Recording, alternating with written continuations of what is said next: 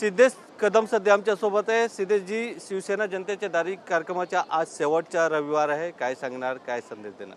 शेवटचा रविवार नाही आहे, या रविवारापासून हा जून महिन्याचा शेवटचा रविवार आहे, पण शिवसेना जनतेच्या दारी हा उपक्रम कायमस्वरूपी सुरू राहणार आहे।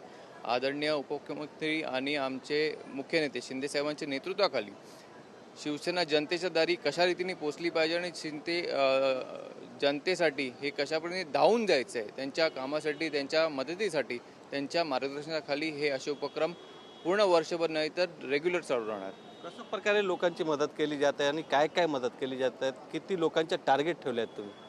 टार्गेट काही नाही, प्रत्येक नागरिकापर्यंत, फक्त या उत्तर पश्चिम लोकसभेमध्ये नाही आणि उत्तर मुंबईमध्ये नाही तर पूर्ण मुंबईमध्ये प्रत्येक नागरिकांना ज्या अडीअडचणी असतील, म्हणजे त्यांचे आधार कार्ड असतील, पॅन कार्ड असतील, ज्येष्ठ नागरिक कार्ड असेल, स्मार्ट कार्ड असेल किंवा कुठलेही दाखले असतील, त्या दाखल्यांसंदर्भात त्यांना दर भटकावं लागणार नाही। एजंटचा जो मोनोपोली असते ती एजंटची मोनोपोली संपणार आहे। आम्ही प्रत्येक शिवसैनिक या नागरिकांना त्यांना दाखल्या कसे लगेच आणि वेळेत मिळतील त्याच्यासाठी हे उपक्रम शिंदेसाहेबांच्या मार्गदर्शनाखाली आम्ही राबवतोय। तुम्ही अनेक दिवसापासून प्रत्येक ठिकाणी जातात, लोकांचा रिस्पॉन्स काय?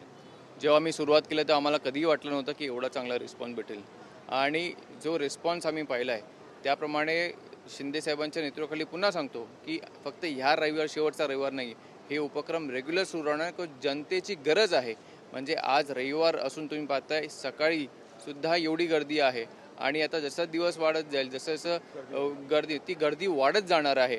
म्हणून आम्ही प्रत्येक शिवसैनिक पूर्ण दिवस आम्ही जनतेसाठी रविवार आम्ही सोपून दिलेला आहे। तुम्ही जनतेसाठी रविवार सोपून दिले आहेत, पण उद्धव ठाकरे बंडखोर खासदारांच्या मतदारसंघात जाऊन ते सभा वगैरे घेत आहेत। आज सेकंड दिवस आहे त्यांच्या सभेच्या दौऱ्याच्या, काय तुम्हाला वाटतं त्याचा काही फरक पडणार आहेत का? मला वाटतं हेच जर त्यांनी अगोदर केलं असतं, जे आत्ताच्या रविवारी ते फिरतायत, तर हे बंडखोर झालीच नसती। म्हणजे 2022चा सुद्धा बंडखोरी नसती झाली किंवा 2022चा सुद्धा तो उठाव झाला नसता बंडखोरी म्हणण्यापेक्षा, जर ते अगोदर रविवारी जर घराबाहेर पडले असते दोन्ही उद्धवसाहेब आणि आदित्यजी, तर हा विषयच झाला नसता।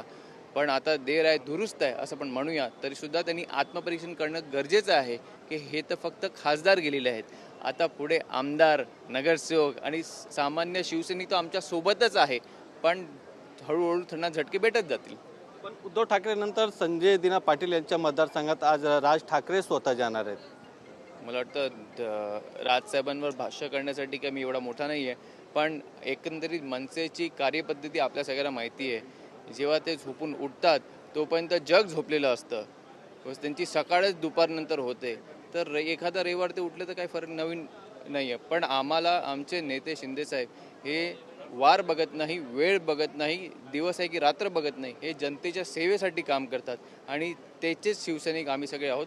जे बाळासाहेबांची शिकवण आहे 80% समाजकारण आणि 20% राजकारण, तेच धोरण घेऊन शिंदेसाहेब सुद्धा पुढे चालले, तेच धोरण घेऊन आम्ही सगळे शिवसैनिक सुद्धा पुढे चाललो। श्रीकांत शिंदे यांना मंत्रिपद मिळावं असा इच्छा जाहीर गुलाबराव पाटील यांनी केली आहे। तुम्ही पण शिवसैनिक आहात, जुना शिवसैनिक आहात, तुमची काय इच्छा आहे? 100% आज श्रीकांत शिंदेजी हे तिसऱ्या टर्मचे खासदार आहेत। ते पहिल्या टर्ममध्ये काय अपेक्षा ठेवत नाही, ते तर अजूनही म्हणतात की एक सामान्य शिवसैनिक त्याला ते स्थान मिळालं पाहिजे। राजा का बेटा राजा नहीं बनेगा हे त्यांचं वाक्य आहे, पण कुठेतरी जनतेला जर न्याय द्यायचा असेल तर ह्या सगळे अधिकार हे सुद्धा गरजेचे आहेत। म्हणजे त्यांना मंत्रिपद त्यांनी घेतलं पाहिजे आणि ते घेतल्यानंतर त्यांनी फक्त महाराष्ट्रामध्ये नाही तर पूर्ण देशामध्ये ते शिवसेनेचं नाव उंचीवर घेऊन जातील याची आम्हाला खात्री आहे। जी चूक आदित्यजींनी केलेली, पहिल्याच टर्ममध्ये त्यांना सगळंच पाहिजे होतं, मुख्यमंत्री पाहिजे होतं, कॅबिनेट मंत्री पाहिजे होतं, तर ती चूक श्रीकांत शिंदेंनी केली नाही आहे, श्रीकांत शिंदे साहेबांनी केली नाही आहे। आज ते तिसऱ्या टर्मचे खासदार आहेत, अनेक वेळा त्यांना संसद रत्न प्राप्त झालेलं आहे।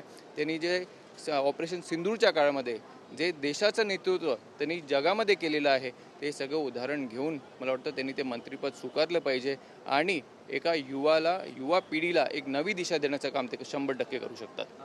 तुम्ही पण युवा आहात आणि नीट पेपर फुटी प्रकरणानंतर TET पेपर फुटीच्या प्रकरण समोर आल्यात, विरोधी पक्षाचे जे नेते आहेत स्वतः राहुल गांधी यांनी सरकारवर टीका केली आहे, तुम्ही कसं बघता? मला वाटतं हे सगळे तांत्रिक गोष्टी आहेत, 100% गंभीराची बाब आहे।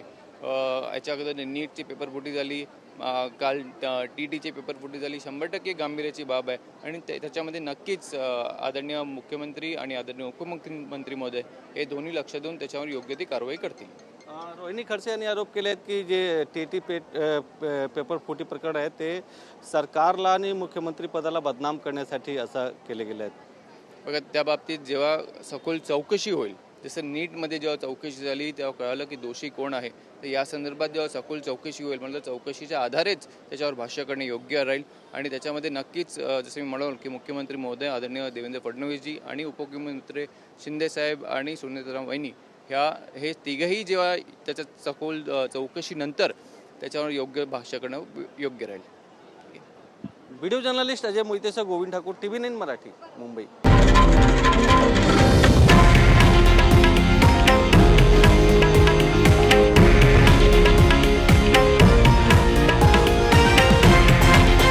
हे आहे देशातील नंबर 1 न्यूज नेटवर्क आणि आपण पाहत आहात TV9 मराठी, एकमेव.